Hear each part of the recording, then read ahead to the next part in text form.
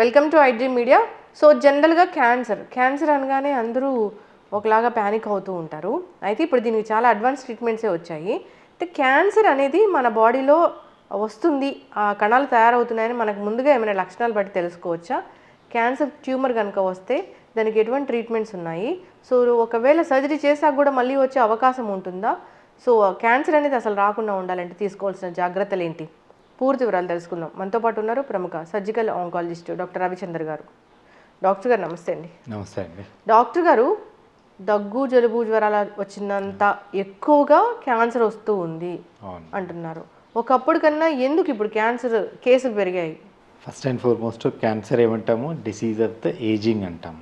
అంటే ఏజ్ పెరుగుతున్న కొద్దీ క్యాన్సర్ వచ్చే ఛాన్సెస్ అనేవి పెరుగుతూ పోతాయి మనకు. బికాజ్ క్యాన్సర్ ఎందుకు వస్తుంది అంటే స్టార్ట్ కావడం అనేది 1-2 కణాల్లో స్టార్ట్ అవుతుంది. అవి నెమ్మదిగా పెరుగుతూ చేంజెస్ వస్తాయి.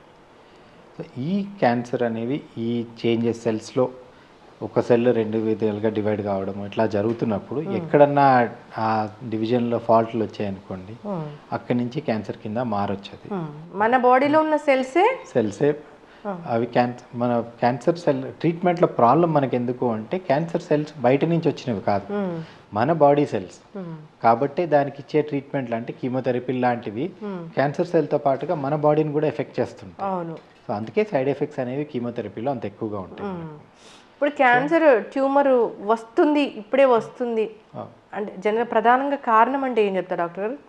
కారణాలు అని చెప్పంటే ఒకటే అండి. ఇప్పుడు మనము హెరిడిటరీ క్యాన్సర్స్ అంటాం, అంటే వంశపారంపర్యంగా వచ్చేవి.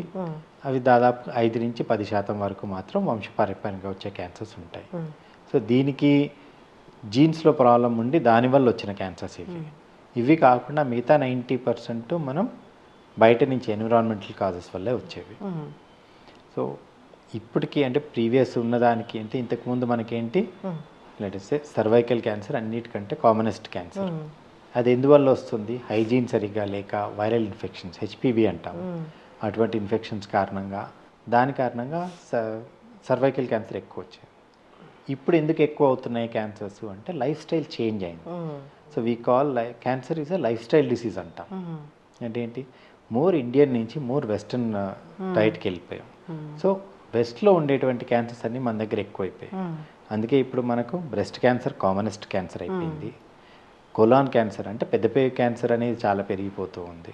సో ఇవన్నీ ఎందుకు వస్తున్నాయి? ఇవన్నీ ప్యూర్లీ లైఫ్ స్టైల్ డిసీజెస్ అండి. అంటే ఏంటి, high fat diet, lack of exercise, obesity, so hormonal imbalances, all these things. అంటే హై ఫ్యాటే కాకుండా ఏంటి, మనము నాన్ వెజిటేరియన్ ఏదైతే రెడ్ మీట్ అంటాము, రెడ్ మీట్ కన్సంప్షన్ ఎక్కువ కావడము, వీటన్నిటితో కూడా మనకేంటి లైఫ్ స్టైల్ చేంజెస్ కారణంగా వచ్చే క్యాన్సర్స్ అనేవి చాలా పెరుగుతూ వస్తున్నాయి. ఓకే, అంటే మనం ఒకప్పుడు లాగా లైఫ్ స్టైల్ మనది లేకపోవడం వల్లే ఇప్పుడు క్యాన్సర్స్ అనేవి వస్తూ ఉన్నాయి, ఎక్కువైపోయాయి. అయితే క్యాన్సర్ సెల్ మన బాడీలో తయారవుతుంది అన్నప్పుడు ఏం లక్షణాలు కనిపిస్తాయి? క్యాన్సర్లో స్టార్టింగ్లో ఎటువంటి లక్షణాలు ఉండవు. అంటే ఏంటంటే అంత పెద్ద ఊపిరితిత్తుల్లో ఒక చిన్న గడ్డ, అంటే 5 mm గడ్డ, ఇటు ఏ సిమ్టము కాజ్ చేయదు, ఫీవర్ కానీ ఏది ఉండదు మనకు. స్టార్టింగ్లో పెరుగుతున్న కొద్దీ మనకు సిమ్టమ్స్ అనేవి వస్తాయి. అండ్ ఒక్క సిమ్టమ్ వల్ల క్యాన్సర్ అని చెప్పడానికి రాదు. ఎందుకంటే అంటే క్యాన్సర్ అనేది బాడీలో ఏ పార్ట్లో అన్నా రావచ్చు. సో ఏ పార్ట్లో వచ్చింది అన్న దాన్ని బట్టి దాని లక్షణాలు అనేవి ఉంటాయి. ఓకే, అంటే లంగ్ క్యాన్సర్ వస్తే లంగ్స్కి సంబంధించిన లక్షణాలు కనిపిస్తాయి. సర్వైకల్ క్యాన్సర్ అంటే మీరు అన్నట్లుగా. సో అందుకని ఏమంటాము, ఒక చిన్న నెమోనిక్ చెప్తామంటే కాషన్ అంటాం అనమాట. అంటే అన్ని రకాల సిమ్టమ్స్ చెప్పడానికంటూ మనం వాడేది. అంటే సో ఇప్పుడు ఏంటి, change in the bladder or bowel habits. అంటే ఏంటి, మనం రోజు వెళ్ళే అంటే బవల్ హ్యాబిట్స్ ఏవైతే ఉంటాయో రోజుకి ఒకసారి వెళ్ళడం చేయడం బదులు సడన్లీ రోజుకి 10 సార్లు పోవడం, లేదు అంటే సడన్ ఆన్సెట్ కాన్స్టిపేషన్, ఆర్ మూత్రం వెళ్ళేది ఫ్రీగా వెళ్ళేది సడన్లీ మూత్రం తగ్గిపోవడం చేయడము, ఇవన్నీ క్యాన్సర్ లక్షణాలు ఉండొచ్చు. So change in water mole అంటాము, చిన్న పుట్టుమచ్చ లాంటివి కూడా పెరుగుతూ ఉండడము, ఇదేంటి మనకు మెలనోమా అనే స్కిన్ క్యాన్సర్ ఉంటుంది, దాని లక్షణాలు ఉండొచ్చు అనమాట. Unexplained bleeding, unusual bleeding from any side. అంటే ఏంటి, గర్భసంచిలో క్యాన్సర్ వచ్చింది అనుకోండి, బ్లీడింగ్ అనేది వస్తూ ఉంటుంది. అంటే పర్టికులర్లీ ఏంటి, మెన్సెస్ ఆగిపోయిన తర్వాత బ్లీడింగ్ వచ్చింది అంటే ఎండోమెట్రియల్ క్యాన్సర్ ఉండొచ్చు మనకు, ఆర్ బ్లడ్లో అంటే మోషన్లో బ్లీడింగ్ వచ్చిందంటే పెద్ద క్యాన్సర్ ఉండొచ్చు. ఇట్లా డిఫరెంట్ ఆర్గన్ని బట్టి మనకు డిఫరెంట్ సిమ్టమ్స్ ఉంటాయి మనకు. అయితే ఈ సిమ్టమ్స్ అర్లీగా వచ్చే సిమ్టమ్స్ మనకు వేరే కారణాల వల్ల కూడా ఉండొచ్చు. కాబట్టి చాలాసార్లు ఏంటి, ఇప్పుడు స్టమక్ క్యాన్సర్, గ్యాస్ట్రైటిస్ అనేది అందరికీ కామన్గా వస్తుంది. ఆ సింపుల్ గ్యాస్ ప్రాబ్లమే అనుకుంటూ ట్యాబ్లెట్స్ చేస్తూ నడిపించేస్తారు, డాక్టర్ని కన్సల్ట్ చేయరు. సో ఇటువంటి కేసెస్లోనే మనకు అడ్వాన్స్డ్గా అయినప్పుడు అప్పుడు వచ్చే సిమ్టమ్స్ వేరేగా ఉంటాయి. అప్పుడు ఏంటి, సో అసలు ఏమీ తినలేకపోవడము, అప్టైట్ తగ్గిపోవడము, వెయిట్ లాస్ అయిపోవడము, లేదు అంటే కడుపులో నీరు వచ్చి కడుపు ఉబ్బడం, ఇట్లాంటివన్నీ కూడా ఆయాసం రావడం, ఇవన్నీ లేట్ క్యాన్సర్ సిమ్టమ్స్ అన్నమాట మనకు. ఇప్పుడు క్యాన్సర్లు ఎక్కువగా వస్తున్నాయి కాబట్టి క్యాన్సర్ వస్తుందో రాదో అని ముందుగా తెలుసుకోవడానికి ఏమైనా టెస్ట్లు ఉన్నాయా? ఒకటే అంటే క్యాన్సర్ అర్లీగా అని చెప్పంటే ప్రీ క్యాన్సరస్ కండిషన్స్ అంటాము. ఆ స్టేజ్లోనే గుర్తుపట్టడానికి మనం చేసే పరీక్షల్ని స్క్రీనింగ్ టెస్ట్లు అంటాము. అంటే ఏంటి, ఇవన్నీ అబ్సల్యూట్లీ నార్మల్ ఇండివిజువల్స్, అంటే ఎటువంటి లక్షణాలు లేని వాళ్ళు చేయించుకోవాల్సిన పరీక్షలు అన్నమాట. అయితే ఈ పరీక్షలు మనం అందరికీ చేయలేము. ఎందుకు అని చెప్పంటే ఇట్ ఈస్ అంటే మనం చేసిన దాంట్లో వాళ్ళని ఎంతవరకు గుర్తించగలుగుతాం అనేది కూడా చూసుకొని చేయించాల్సి ఉంటుంది. సో అందుకే కామన్గా వచ్చే క్యాన్సర్స్కి మాత్రం స్క్రీనింగ్ టెస్ట్ని రెగ్యులర్గా ప్రిస్క్రైబ్ చేస్తాం అన్నమాట. అంటే ఇవేంటి, మనకు గర్భసంచి ముఖద్వారపు అంటే సర్వైకల్ క్యాన్సర్కి పాప్స్మియర్ అనేది ఉంటుంది. పాప్స్మియర్ అనేది మనకు 25 years దాటిన వాళ్ళనే స్టార్ట్ చేయమంటాం, రైట్? అంటే ఏంటి, ప్రతి ఇయర్ చేయించుకోవాలి. 3 times నార్మల్ వచ్చింది అనుకోండి, అక్కడి నుంచి ప్రతి 3 సంవత్సరాలకు ఒకసారి పాప్స్మియర్ చేయించుకున్నా సరిపోతుంది. ఇది ఏం చేస్తుంది, మనకు కార్సినోమా ఇన్సిటు అంటారు, అంటే ప్రీ క్యాన్సరస్ కండిషన్లో మనం గుర్తుపట్టడానికి ట్రై చేస్తాం, పూర్తి క్యాన్సర్ కింద మారకముందు. సేమ్ వే బ్రెస్ట్ క్యాన్సర్కి, బ్రెస్ట్ క్యాన్సర్ కంటే మాత్రం 50 ఏళ్ళు దాటిన వాళ్ళు అని చెప్పి అంటారు వెస్ట్లో. మన దగ్గర కొంచెం ఇన్సిడెన్స్ కొంచెం అర్లీగా వస్తుంది కాబట్టి 40-45 years నుంచే ఇయర్లీ వన్స్ మ్యామోగ్రామ్ అనేది చేయించుకోవాల్సి ఉంటుంది. మూడవది కొలాన్ క్యాన్సర్, అది బాగా పెరుగుతుంది, పెద్ద పేగ్ క్యాన్సర్. ఎవరికి గట్ హెల్త్ లేదు, అందరికీ. సో కొలాన్ క్యాన్సర్కి ఏమంటాము, 50 years దాటగానే ప్రతి 5 ఏళ్ళకు ఒకసారి కొలనోస్కోపీ చేయించుకోవాలి అంటాం. అదేవిధంగా జెంట్స్లో ప్రాస్టేట్ క్యాన్సర్ అనేది కామన్గానే ఉంటుంది, అందుకని 50 years దాటిన వాళ్ళందరికీ కూడా yearly once serum PSA blood test ఒకటి చేయించుకోవాలంటాము. సో ఇట్లా మనకు కొన్ని క్యాన్సర్స్ సంబంధించి చేయగలుగుతాం. అంటే అదేవిధంగా లంగ్ క్యాన్సర్కి అనుకోండి, లోడో సిటీ అంటారు, అంటే ఇది లంగ్ క్యాన్సర్ అనేది స్మోకర్స్లో common. More than 10 to 15 years smoking history ఉన్న వాళ్ళు ఇయర్లీ వన్స్ లోడో సిటీ అంటారు, అదొకటి చేయించుకోవాల్సి ఉంటుంది. ఈ టెస్ట్లను బట్టి మనం కామన్గా వచ్చే క్యాన్సర్స్కి సంబంధించినవి మాత్రం టెస్ట్ చేస్తూ ఉంటాం. అన్కామన్గా అంటే అంత ఎక్కువగా లేని క్యాన్సర్స్ అనేవి మన రొటీన్ హెల్త్ చెక్లో దొరికితే మనకు అర్లీగా దొరికినట్లు లెక్క. ఇప్పుడు బ్రెస్ట్ క్యాన్సర్ని గుర్తించడానికి అంటే ఆవగింజంత లంప్ ఉన్నా కానీ ఇప్పుడు కనుక్కునే పరికరాలు వచ్చాయి అంటున్నారు, ఏంటి డాక్టర్ గారు అది? బ్రెస్ట్ క్యాన్సర్ని బట్టి నార్మల్లీ అందరికీ చెప్పేది మనం మ్యామోగ్రామ్. ఈ మ్యామోగ్రామ్లో ఏం చేస్తున్నాము, గడ్డ తయారు కాకముందే మైక్రో క్యాల్సిఫికేషన్స్ అంటాం, అంటే చిన్న చిన్న స్పాట్స్ లాగా ఉంటాయి అన్నమాట. అవి మనం మ్యామోగ్రామ్లో గుర్తించగలుగుతాం. కాకపోతే మ్యామోగ్రామ్ అనేది యంగ్ పేషెంట్లో అంత సెన్సిటివ్ కాదు, అందుకనే 40-45 దాటిన తర్వాత చేయించండి అని చెప్తాం అన్నమాట. ఇప్పుడు ఇవన్నీ కూడా మనకి రేడియేషన్ వచ్చేవేనా? రేడియేషన్ ఉంటుంది, మ్యామోగ్రామ్ అనేది ఎక్స్రే లాగానే. సో కొంత రేడియేషన్ ఉంటుంది, కానీ ఈ రేడియేషన్ ఇస్ వెరీ మినిమల్ అండి. కాబట్టి ఇయర్లీ వన్స్ చేయిస్తే ఏమన్నా అవుతుందా అని టెన్షన్ పడాల్సిన అవసరం లేదు. ఓకే, ఇప్పుడు మీరు క్యాన్సర్ రావడానికి కారణాలు లైఫ్ స్టైల్, ఆహార నియమాలు పాటించకపోవడము, జెనెటికల్గా ఇలా చెప్తూ ఉన్నారు, బ్యాడ్ హ్యాబిట్స్ ఉండడం ఇలా చెప్తూ ఉన్నారు. ఎక్కువగా ఎంఆర్ఐలు చేయించుకున్నా, ఎక్కువగా ఇలాంటి టెస్టులకు వెళ్ళినా కానీ, రేడియేషన్కి ఎక్కువగా ఎక్స్పోజ్ అయినా కానీ క్యాన్సర్లు వస్తాయా? లేదండి. ఇప్పుడు ఏంటి అని చెప్పంటే మనం లెట్స్ సే రేడియేషన్ ట్రీట్మెంట్ అనేది ఏదైతే ఇస్తామో క్యాన్సర్కి ఇచ్చే ట్రీట్మెంట్, అది ఆ డోస్ అది కూడా సేమ్ ఎక్స్రేసే వాడతాం. అదే ఎక్స్రేస్ మన సిటీ స్కాన్లో కానీ మామూలుగా రెగ్యులర్గా తీయించుకునే ఎక్స్రేలో కూడా వాడతాం. రైట్. సో ఇప్పుడు సిటీ స్కాన్ చేసినప్పుడు ఏదైతే ఉంటుందో, CT scan 1 CT scan is equal to almost 30 to 100 ఎక్స్రేస్కి లెక్క ఉంది, రైట్? ఎందుకంటే అంత అన్ని తీస్తుంది కాబట్టి, రైట్. బట్ దాంట్లో వాడేది మనము రేడియేషన్ ఏదైతే ఉంటుందో సిటీ స్కాన్స్లో కిలోవాట్స్ ఉంటుంది, రైట్. అది వాళ్ళు ట్రీట్మెంట్ కోసం వాడేది మెగావాట్స్ రేడియేషన్ అంటారు. So very high doses of radiation అవి, రైట్. ఇంత మినిమల్ రేడియేషన్తో మనకు ప్రాబ్లమ్స్ ఉండవు. కొంత లెవెల్ ఆఫ్ రేడియేషన్ డోస్ దాటిన తర్వాత అప్పుడు డైరెక్ట్ రేడియేషన్ ఏం చేస్తుంది, సెల్లో ఉన్న డైరెక్ట్ ఆ జీన్స్ని వాటిని డ్యామేజ్ చేస్తుంది అనమాట. మరీ ఎక్కువ డోస్ ఉన్నప్పుడు సెల్స్ చనిపోతాయి. అది కాకుండా మధ్యస్థంగా ఉండే రేడియేషన్ ఏదైతే ఉంటుందో అవి మనకు క్యాన్సర్స్ కాజ్ చేస్తాయి. ఓకే డాక్టర్ గారు, క్యాన్సర్ వచ్చింది కనుక్కున్నారు, అక్కడ ట్యూమర్ ఉంది అని చెప్పారు. అంటే సర్జరీయే వెళ్తారా లేకపోతే ముందు ఏమైనా ట్రీట్మెంట్ ఉంటుందా, మందులు కానీ ఇట్లాగా కీమో కానీ? సో క్యాన్సర్కి మనకు 3 రకాల ట్రీట్మెంట్స్ ఉంటాయి. 3 పార్ట్స్ ఆఫ్ ట్రీట్మెంట్స్ ఏంటి, సర్జరీ, రేడియేషన్, కీమోథెరపీ అనేవి. సో క్యాన్సర్ ఒక్కొక్క క్యాన్సర్ని బట్టి ఏ ట్రీట్మెంట్ అనేది మనం డిసైడ్ చేస్తాం. ఓకే లెట్ సే మనకు లారింగ్స్ క్యాన్సర్ అంటే ఏంటి, వాయిస్ బాక్స్, దానికి క్యాన్సర్ వచ్చింది అనుకోండి, దానికి మనం ట్రీట్మెంట్ సర్జరీ ద్వారా చేయొచ్చు, రేడియేషన్ ద్వారా చేయొచ్చు. కానీ ఆపరేషన్ చేస్తే వాయిస్ పోతుంది కాబట్టి ఈ పేషెంట్స్ అందరికీ మనం ఏంటి రేడియేషన్ ట్రీట్మెంట్ ప్రిఫర్ చేస్తాం. రైట్. సో అర్లీ క్యాన్సర్స్లో మనం సర్జరీ అనేది ఉంటుంది. డైరెక్ట్లీ సర్జరీకి వెళ్ళిపోతాం. బ్రెస్ట్ క్యాన్సర్ 2 సెంటీమీటర్స్ ఉంది, ఎక్కడ స్ప్రెడ్ లేదు, ఇట్లాంటి పేషెంట్ డైరెక్ట్ సర్జరీకి వెళ్ళిపోతాం. రైట్. అదే అడ్వాన్స్డ్ క్యాన్సర్ అంటే 5 సెంటీమీటర్స్ కంటే సైజ్ ఎక్కువగా ఉంది, ఎక్స్టెన్సివ్ లింఫ్ నోడ్స్ ఉన్నాయి, ఇట్లాంటి పేషెంట్స్లో ఏం చేస్తాం, ముందుగా కీమోథెరపీ ఇచ్చి తగ్గించుకొని తర్వాత సర్జరీకి తీసుకుంటాం అనమాట. సో ఇది కాకుండా ఏంటి, సర్జరీ అయిపోయిన తర్వాత కూడా అడ్వాన్స్డ్ కేసెస్లో అంటే స్టేజ్ని బట్టి, స్టేజ్ 1లో ఉందనుకోండి సింగిల్ మొడాలిటీ ట్రీట్మెంట్తో అయిపోతుంది. స్టేజ్ 3కి వెళ్ళేసరికి చాలాసార్లు కూడా మనకు సర్జరీ, రేడియేషన్, కీమోథెరపీ 3 రకాల ట్రీట్మెంట్లు పేషెంట్స్కి అవసరం అవుతాయి. ఎక్కువ అవయవాలకు వచ్చి ఉంటుంది అప్పుడు స్టేజ్ 3లో. ఏదండి, స్టేజ్ 3 అనేది ఏంటి అంటే లోకో రీజనల్ స్ప్రెడ్ అంటాం అనమాట. అంటే ఏంటి, మనకు ఓన్లీ ఆ పార్ట్లో కాకుండా దగ్గరలో ఉండే లింఫ్ నోడ్స్కి స్ప్రెడ్ కావడము, పక్కనున్న ఆర్గన్స్కి అంటుకుపోవడము, ఇటువంటివి జరుగుతూ ఉంటాయి. సో ఇటువంటి పేషెంట్స్లో మనం 3 రకాల ట్రీట్మెంట్స్ని ఇవ్వాల్సి రావచ్చు. జనరల్గా అందుకే ఏంటి, ఈ కేసెస్ అన్ని ట్యూమర్ బోర్డ్లో డిస్కస్ చేసుకొని ఏ ట్రీట్మెంట్ ముందిస్తే బాగుంటుంది, ఏ ట్రీట్మెంట్ తర్వాత చేయాలి అనేది సీక్వెన్సింగ్ అనేది చేస్తాం. కానీ ఇంత అడ్వాన్స్ టెక్నాలజీ వచ్చినా మీలాంటి పెద్ద పెద్ద డాక్టర్లు సర్జరీస్ చేస్తున్నా ఇంకా ఎక్కడో భయం వేస్తూ ఉంటుంది.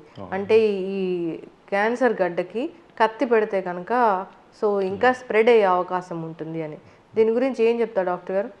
అంటే అది పూర్తిగా అపోహ అండి. ఎందుకంటే ఒక కాలంలో ఏంటి, క్యాన్సర్ గడ్డ కనిపిస్తుంది అంటే వెంటనే ఆపరేషన్ చేయాలని చేసేవారు. ఆపరేషన్ చేసినప్పుడు రాడికల్ ఆపరేషన్ ఉంటుంది. ఎప్పుడు కూడా క్యాన్సర్ని, ట్యూమర్ని చూసుకోకుండా ట్యూమర్ చుట్టూతో ఉన్న నార్మల్ టిష్యూతో పాటు కలిపి తీయాల్సి ఉంటుంది. తీసినప్పుడే అది కంప్లీట్ క్లియరెన్స్ వస్తుంది. అలా కాకుండా స్టార్టింగ్లో కొంతమంది ఏంటి, గడ్డ తీసేస్తే చాలు కదా అనుకుంటూ గడ్డ కొంచెం కొంచెం వదిలేసి చేయడము, ఇట్లాంటివి చేసినప్పుడు ఏమవుతుందంటే మిగిలి ఉన్నది ఇంకా ర్యాపిడ్గా పెరుగుతుంది. సో అందుకే అంటే ఇంతకు ముందు కాలంలో ఒకప్పుడు అట్లా చేసి ఉండడం వల్ల ఆ అపోహ వచ్చింది. ఇప్పుడు అటువంటిది ఏది లేదు. కంప్లీట్ రిమూవల్ అయిపోయినప్పుడు వెంటనే వచ్చే ఛాన్సెస్ ఉండవు. బట్ ఏ క్యాన్సర్ అయినా కూడా బై ద టైం మనం చూసేసరికల్లా కూడా బాడీలోకి ఆల్రెడీ కొన్ని బ్లడ్లోకి కొన్ని సెల్స్ వెళ్ళిపోయి ఉంటాయి. ఓకే. సో అవి వేరే దగ్గర డిపాజిట్ కావడము, చేయడము, దానివల్ల మళ్ళీ గ్రోత్ వచ్చేసి, అంటే మనం బ్రెస్ట్ క్యాన్సర్కి ఆపరేట్ చేసిన తర్వాత బోన్లో రావడము, లేదు అంటే లివర్లో రావడము, ఇట్లాంటివి చూస్తూ ఉంటాము. సో ఇప్పుడు మనం ఆపరేషన్ తర్వాత కీమోథెరపీలు కానీ రేడియేషన్లు కానీ ఇస్తాము అని చెప్పేది ఎందుకంటే ఇటువంటివి రాకుండా ప్రివెంట్ చేయడానికి. ఓకే. కీమో అంటే పూర్తిగా మందులు ఎక్కించడమేనా డాక్టర్? అవునండి. ఓకే. అప్పుడు మిగతా ఎక్కడైనా ఉంటే ఆ క్యాన్సర్ కన్నా అంటే కీమో అనేది మనం ఐవి ద్వారా ఇస్తాము, అంటే బ్లడ్ ద్వారా వెళ్తుంది కాబట్టి బాడీ మొత్తానికి వెళ్తుంది ట్రీట్మెంట్ అది. సో అది మన ట్రీట్మెంట్ ఉద్దేశం ఏంటి, బాడీలో ఎక్కడన్నా కూడా సెల్స్ ఉన్నట్టయితే ఈ కీమో ద్వారా వాటిని ఇది క్లియర్ చేయాలి అనేసి. ఓకే. ఇప్పుడు క్యాన్సర్ ట్యూమర్ ఉంది, దానికి సర్జరీ చెప్పారు, మీలాంటి సర్జన్ సర్జరీ చేస్తారు. అంటే ఇప్పుడున్న అడ్వాన్స్ ట్రీట్మెంట్ అంటే ఏముంది దానికి? ఇప్పుడు టార్గెట్ ఏరియాని ఒక్కదాన్ని టార్గెట్ చేసి చేయడము వేరైతే, ఇప్పుడు రేడియేషన్ లాంటిది ఇచ్చినప్పుడు ఆ పక్కదానికి కూడా రేడియేషన్ వెళ్తుందనే భయం కూడా ఉంది. ఇప్పుడు ఎలాంటి ట్రీట్మెంట్స్ వచ్చాయి? ఇప్పుడు సర్జికల్ సైడ్ చూసుకున్నట్టయితే మనకేంటి ప్రెసిషన్ అనేది ఇంప్రూవ్ అవుతూ వస్తుంది. అంటే సో ఫస్ట్ ఓపెన్ సర్జరీనే తప్పనిసరి చేయాల్సిన దగ్గర నుంచి మనం ఏంటి కీహోల్ సర్జరీస్ అంటే లాప్రోస్కోపీ అంటారు. లాప్రోస్కోపిక్ సర్జరీ ద్వారా మనం కడుపులో ఉన్న ఏ పేకైనా కానీ, గర్భసంచికి వచ్చిన క్యాన్సర్స్ అయినా కానీ, లేదు లంగ్స్కి వచ్చిన క్యాన్సర్స్, వీటన్నిటిని కూడా ఇంతకుముందు లాప్రోస్కోపీ ద్వారా చేసేవారు. సో దాంట్లో ప్రెసిషన్ ఇంప్రూవ్ చేస్తూ మనకి ఇప్పుడు మనం రెగ్యులర్గా చేసేది ఏంటి రోబోటిక్ సర్జరీ అని చేస్తున్నాం అనమాట. సో దీనివల్ల ఏంటి అడ్వాంటేజ్, మనకు ఓపెన్ సర్జరీ కంటే లాప్రోస్కోపిక్ సర్జరీలో మనకు రెండింతల మ్యాగ్నిఫికేషన్ ఉంటుంది. ఓకే. అంటే మనకు స్ట్రక్చర్స్ అనేవి అంత బెటర్గా కనపడతాయి. కానీ దాంట్లో డిసడ్వాంటేజ్ ఏంటి అని చెప్పంటే లాప్రోస్కోపీలో మనకు ఆ ఇన్స్ట్రుమెంట్స్ ఏవైతే ఉంటాయో సింపుల్గా స్ట్రెయిట్ ఇన్స్ట్రుమెంట్స్ అన్నమాట. అవి ఫ్లెక్సిబుల్ ఉండవు మనకు. సో మనం కొంచెం కార్నర్స్లో వెళ్ళినప్పుడు ప్లస్ రక్తనాళాల దగ్గర నరాల దగ్గరికి వెళ్ళినప్పుడు డిఫికల్ట్ అవుతూ ఉండేది. ఇప్పుడు మనకు వచ్చిన రోబోటిక్ దాంట్లో ఏంటి, దాంట్లో మనకు 10 times మ్యాగ్నిఫికేషన్ అంటే 10 మ్యాగ్నిఫైడ్గా కనిపిస్తాయి. సో మనం చిన్న చిన్న రక్తనాళాలు చిన్న చిన్న నరాలని కూడా చూడగలుగుతాం. సో దానివల్ల ఏమవుతుంది, వాటన్నిటిని మనం ప్రిజర్వ్ చేస్తాం కాబట్టి బ్లడ్ లాస్ తక్కువగా ఉంటుంది, పేషెంట్ రికవరీ ఫాస్ట్గా ఉంటుంది.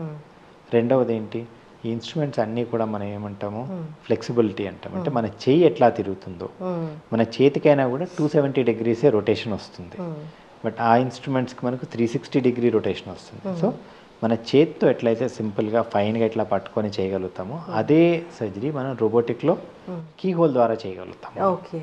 సో దానివల్ల ఏమింటుంది, మనకు చాలా మంచి ప్రెసిషన్ ఉంటుంది, క్లియరెన్స్ అనేది కంప్లీట్గా వస్తుంది.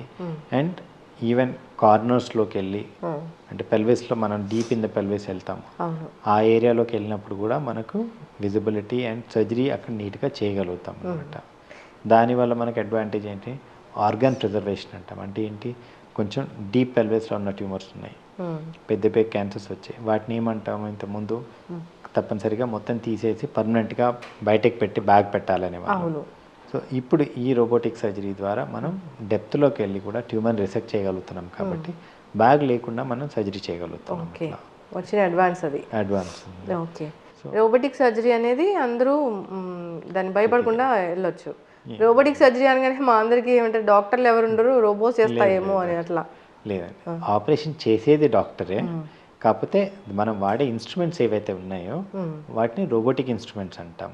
అంటే ఒకటి ఆపరేషన్ పేషెంట్ అంటే డాక్టర్కి కూడా అది ఒక అడ్వాంటేజ్. అంటే ఏంటి, లాప్రోస్కోపిక్ సర్జరీ చేయాలంటే డాక్టరే నించోని 4-5 గంటలు సర్జరీ చేస్తూ ఉంటుంటాం. ఎందుకంటే తనకి అంటే బాడీ మీద కూడా స్ట్రెయిన్ ఉంటుంది.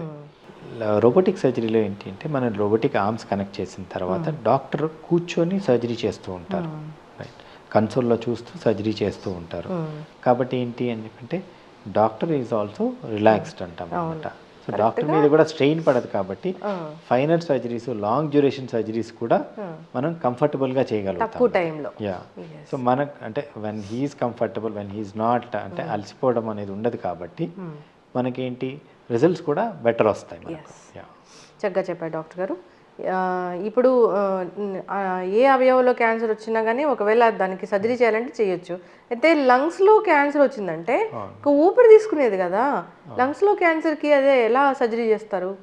లంగ్ క్యాన్సర్లో మనం ఏంటి స్టేజ్ 1, స్టేజ్ 2 అంటే ఎర్లీ స్టేజ్ లంగ్ క్యాన్సర్లో treatment is surgery only. But ఏంటంటే ఈ స్టేజ్లో మనకు దొరికేది చాలా తక్కువ మంది ఉంటారు. సో సర్జరీ అంటే ఇప్పుడు లంగ్ క్యాన్సర్లో ఏదైతే లంగ్ మనం వింటాము, రైట్ సైడ్ 3 lobes అంటాము, 3 lobes ఉంటాయి, లెఫ్ట్ సైడ్ అదే 2 lobes ఉంటాయి. సో ఏ లోబ్లో క్యాన్సర్ వచ్చిందో ఆ లోబ్ వరకు మనం తీసేయాల్సి ఉంటుంది, అంటే లోబెక్టమీ అంటాం అనమాట. అంటే ట్యూమర్తో పాటు ఆ పార్ట్ ఆఫ్ లంగ్ తీసేయాల్సి ఉంటుంది. ఓకే. కాకపోతే ఏంటి అని చెప్పంటే మనకు లంగ్ కెపాసిటీ అంత ఉంటుంది, అంటే రీజనరేటివ్ కెపాసిటీ అంత ఉంటుంది. ఇప్పుడు మనం లోబెక్టమీ చేసిన తర్వాత లెట్స్ ఒక 6 నెలల తర్వాత ఎక్స్రే చూసినట్టయితే మనకు లంగ్ ఆపరేషన్ చేసిన దాఖలాలు కూడా కనపడవు మనకు. ఎందుకు అంటే ఆ మిగిలిన లోబ్ అంతగానం మనకు పెరిగిపోతుంది, ఎక్స్పాండ్ అవుతుంది. అంటే ఇది లివర్ లాగా రీజనరేటివ్ ఆర్గనా?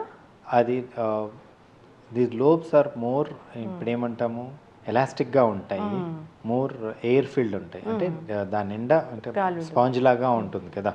సో ఎక్స్పాండ్ అయిపోతాయి మనకు, ఎక్స్పాండ్ అయ్యి మనం తీసిన లోబ్ మందం కూడా ఇవి ఫిల్ చేసేస్తాయి మనకు. సో అందువల్ల ఏంటి అని చెప్పంటే పేషెంట్ మిగతా లంగ్ అంతా బాగుంది అన్నప్పుడు ఒక సైడ్ పూర్తి లంగ్ తీసినా కూడా ఒక సైడ్ లంగ్ సరిపోతుంది మనకు. Only smokers, already lung damage అయిన ఉన్న వాళ్ళలోనే ప్రాబ్లం అవుతుంది. బట్ అండ్ ఈ ఆపరేషన్ అని చెప్పంటే ఇంతకుముందు అంతా కూడా తప్పనిసరి ఓపెన్ ఆపరేషన్ అన్నట్టుగానే ఉండేది.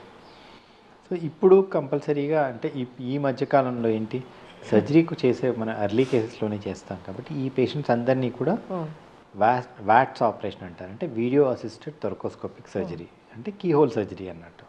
సో దీని ద్వారానే ట్రీట్మెంట్ చేస్తున్నాం. ఓకే. సో లంగ్స్ని మనం దాని ద్వారానే సర్జరీ చేసి తీయడం జరుగుతూ ఉంటుంది ఆ పార్ట్ ఆఫ్ లంగ్.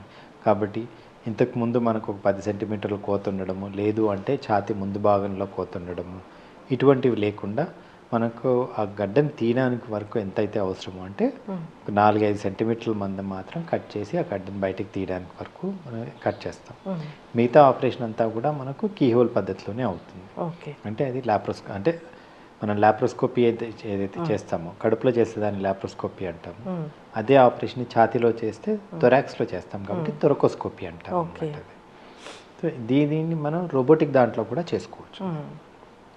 సో ఏదైనా కానీ సర్జరీ చేసిన తర్వాత కోలుకునే టైం అయితే ఎట్లా ఉంటుంది డాక్టర్ గారు?